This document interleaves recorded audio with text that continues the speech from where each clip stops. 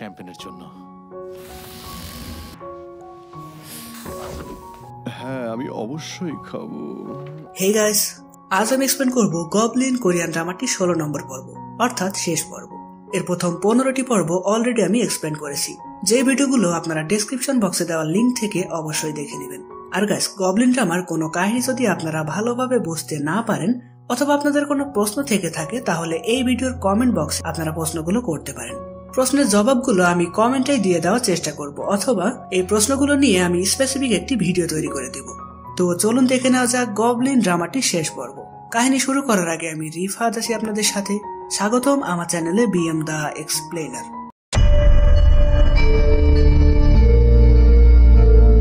আগের পর্বে আমরা দেখেছিলাম কানাডাতে গিয়ে ইয়ুনতাকের সব স্মৃতি ফিরে আসে।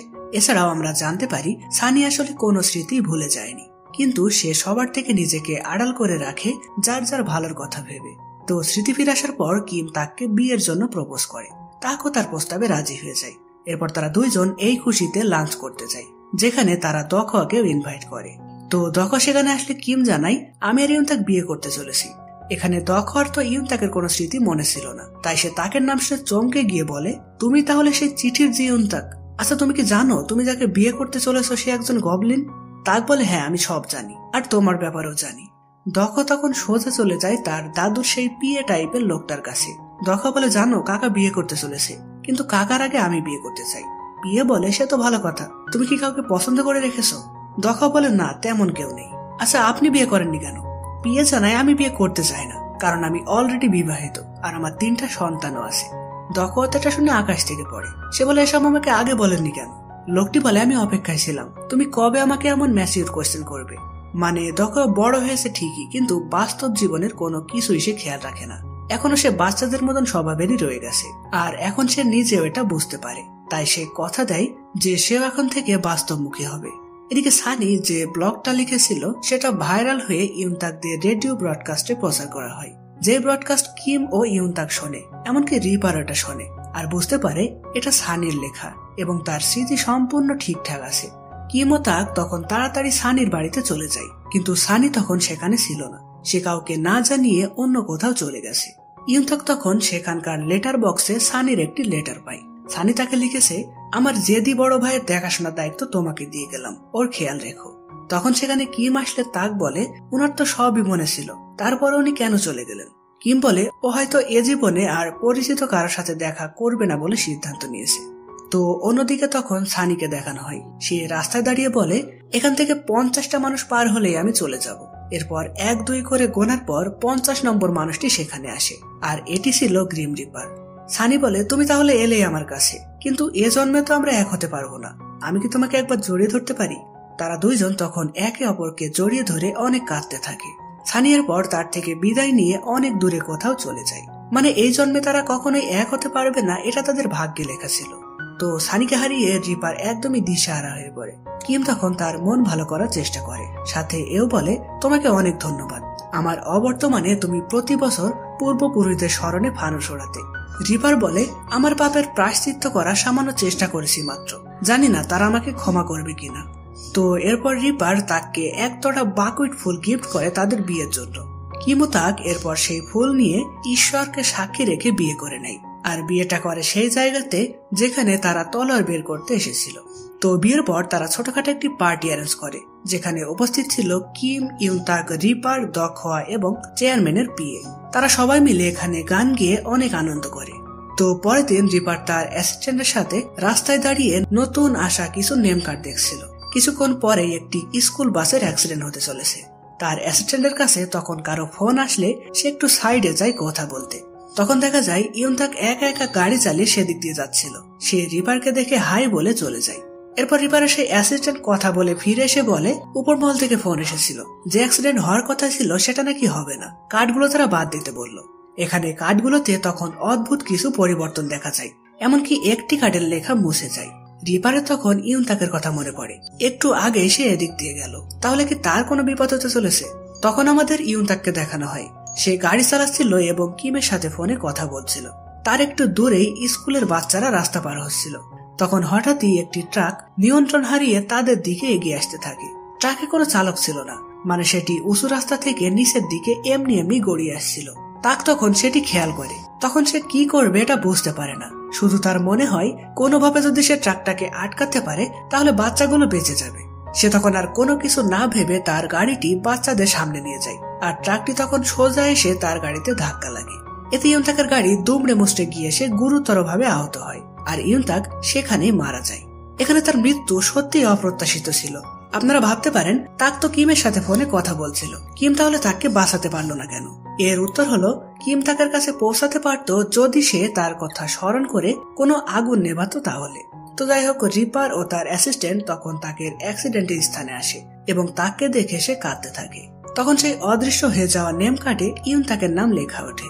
তাক মারা গিয়ে তার আত্মা সেখানে দাঁড়িয়ে ভাবছিল মুহূর্তের মধ্যে সব কি হয়ে গেল। রিপার তখন তার কার্ডটি নিয়ে তাকের কাছে আসে এবং কষ্ট হলেও তাকে সেই চা পান করানোর কক্ষে নিয়ে আসে। সেখানে তাক রিপারকে বলে, আচ্ছা আমি শুনেছি প্রতিটা মানুষের নাকি 4টা জন্ম হয়, তুমি কি বলতে পারবে এটা আমার কত জন্ম ছিল? রিপার বলে, এটা তোমার প্রথম জন্ম ছিল। তো এরপর সেখানে কিম আসে আর ইউনতাককে জড়িয়ে ধরে অনেক কাঁদতে থাকে। তা কিমকে কথা দেয় যে কেঁদো না, আমি পরের জন্মে আবার ফিরে আসবো, তুমি আমার জন্য অপেক্ষা করো। কিম কাঁদতে কাঁদতে বলে, যতদিন অপেক্ষা করতে হয় করবো, তবু তোমাকে ফিরে আসতেই হবে। রিপার তখন তাকের জন্য স্মৃতি ভোলানো সেই চা নিয়ে আসে, কিন্তু তাক সেই চা খায় না। যদিও এটা রিপারের নিয়ম বিরুদ্ধ ছিল, তবুও সে চা না খাইয়েই তাককে পরকালে পাঠিয়ে দেয়। এই সিনটা অনেক ইমোশনাল একটা সিন ছিল। তো ইউনতাককে হারিয়ে কিম অনেক কষ্টে দিন পার করতে থাকে। এভাবে কেটে যায় 30টা বছর। কিম যেমন ইউনতাককে হারিয়েছে, তেমনি রিপারও এই 30টি বছর সানির থেকে দূরে থেকে অনেক কষ্ট পেয়েছে। তো রিপারের অ্যাসিস্ট্যান্ট তাকে এবার শেষ একটি নেম কার্ড দিয়ে বলে, এটাই তোমার সর্বশেষ কার্ড, এরপর তোমার গ্রিম রিপারের শাস্তির মেয়াদ শেষ হবে। রিপার তখন কার্ডটি বের করে দেখে তার মন খারাপ হয়ে যায়, কারণ এটি ছিল সানির মৃত্যুর কার্ড। সে বলে, তুমি বলেছিলে আমাদের আর দেখা হবে না, কিন্তু শেষমেশ আমরা দেখা করতেই চলেছি। রিপারের পর কিমের সাথে দেখা করে এবং জানাই, আজ আমার কাজের শেষ দিন। কিম বলে, তুমি আমার অতীতে এবং বর্তমানে অনেক ভালো একজন বন্ধু ছিলে, যেখানে থাকো ভালো থেকো। রিপার কিমকে শেষ একবার তার চা খাওয়ানোর কক্ষে আসতে বলে সে নিজে সেই কক্ষে চলে যায়। সেখানে এরপর সানির আত্মা আসে। এত বছর পর তারা একে অপরকে দেখতে পেয়ে অনেক ইমোশনাল হয়ে যায়। রিপার এখানে সেই আংটিটা সানিকে পরিয়ে দেয়। সানি বলে, আমাদের কি তাহলে হ্যাপি এন্ডিং হয়ে গেল? রিপার বলে, এটা তোমার তৃতীয় জীবন ছিল, আর আমার কততম জীবন এটা আমি জানি না। এরপর কিম আসে সেখানে আর সানিকে বিদায় জানাই। রিপার এখানে তাকের মতন সানিকেও সেই চা পান করায় না, এমনকি সানিকে একা পাঠানোর পরিবর্তে সে নিজে তার হাত ধরে তার সাথে পরকালে চলে যায়। ফলে একে একে ইউনতাক, রিপার ও সানিকে হারিয়ে কিম সম্পূর্ণ একা হয়ে পড়ে। আর ড্রামার নামের অর্থটা এই দৃশ্যের মাধ্যমে প্রকাশ পায়। ড্রামাটি আমরা শুধুমাত্র গবলিন নামে চিনলেও এর পুরো নাম কিন্তু Goblin the lonely and great god. তো যাই হোক, এভাবে আরো অনেক বছর কেটে যাওয়ার পর একদিন কিম রাস্তা দিয়ে হেঁটে যাওয়ার সময় দূরের একটি শুটিং স্পটে সানি ও রিপারকে দেখতে পায়। তখন ফ্ল্যাশব্যাকে দেখানো হয় সানি ও রিপার যেদিন পরকালে চলে গেছিল সেদিন রাতেই কিম তাদের দুজনের নাম লিখে একটি ফানুস ওড়ায় আর ঈশ্বরের কাছে প্রার্থনা করে পরের জন্মে যেন তাদের মিলন হয়। আর বর্তমানে অ্যাক্টর হিসেবে তাদের পুনর্জন্ম হয়েছে। সানি অভিনয় করে গোয়েন্দা চরিত্রে আর রিপার পুলিশ চরিত্রে। এখানে তাদের একসাথে অভিনয় করার সুবাদে যাই হোক ভালো সম্পর্ক থাকলেও ধীরে ধীরে সেটা প্রেমের সম্পর্কতে রূপ নেয়। তারা দুজন এক জায়গায় ডেটে আসে এবং সেখানে হাসাহাসি করতে থাকে। আর এই দৃশ্যটাই কিম দেখতে পেয়েছিল সানির ভবিষ্যতে। তো এই জন্মে সানি ও রিপারের মিলন হয়ে যাওয়াতে তাদের কাহিনীটা সুন্দরভাবে এন্ড হয়। অন্যদিকে কিম বর্তমানে কানাডাতে ছিল। সেখানে সে তার পূর্বপুরুষদের সেই সমাধির কাছে যায় তাদেরকে শ্রদ্ধা জানাতে। তখন দূরে আমরা একটি মেয়েকে দেখতে পাই। মেয়েটি আর কেউ না, সে ছিল ইউনতাক।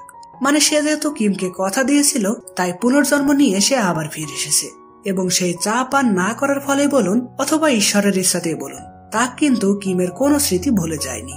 তো কিম তাকে দেখে অনেক আবেগপ্রবণ হয়ে পড়ে। তাক বলে, মিস্টার তুমি আমাকে চেনো তাই না? কিম বলে, তুমি আমার প্রথম ও শেষ ভালোবাসা, তুমি গবলিনের স্ত্রী। ফলে রিপার ও সানির মতন তারাও আবার এক হয়ে যায়। আর এরই মধ্য দিয়ে গবলিন ড্রামাটির সুন্দর একটা হ্যাপি এন্ডিং হয়। তো গাইস, ড্রামার প্রত্যেকটা এপিসোড এমন ভাবে সাজানো ছিল যে কোনো জায়গায় স্কিপ করার মতো না। তবু আমি চেষ্টা করেছি অল্প টাইমের মধ্যে ড্রামার মেন কাহিনীটা আপনাদের বোঝাতে। জানি না ভালোভাবে বোঝাতে পেরেছি কিনা, তবে এখনো যদি কোনো কাহিনী নিয়ে প্রশ্ন থেকে যায় তাহলে কমেন্টে আমাকে জিজ্ঞেস করতে পারেন। আর পার্সোনালি গবলিন ড্রামাটা আমার অনেক ভালো লেগেছে। সম্পূর্ণ কাহিনী দেখার পর আপনাদের কেমন লাগলো সেটা জানাবেন। যদি ভালো লেগে থাকে তাহলে আমার চ্যানেলটি সাবস্ক্রাইব করে রাখবেন এরকম আরো সুন্দর সুন্দর ভিডিও দেখার জন্য। এছাড়াও চ্যানেলে গবলিন নামে যে প্লেলিস্টটা রয়েছে সেটা বন্ধুদের কাছে শেয়ার করে দিতে পারেন। আর পরবর্তীতে কোন ড্রামা বা মুভির এক্সপ্লেনেশন আপনারা আমার চ্যানেলে দেখতে চান সেটা অবশ্যই কমেন্টে বলবেন। তো দেখা হচ্ছে নতুন কোনো অসাম এক্সপ্লেন ভিডিও নিয়ে। ততদিন পর্যন্ত ভালো থাকবেন, সুস্থ থাকবেন। Bye bye.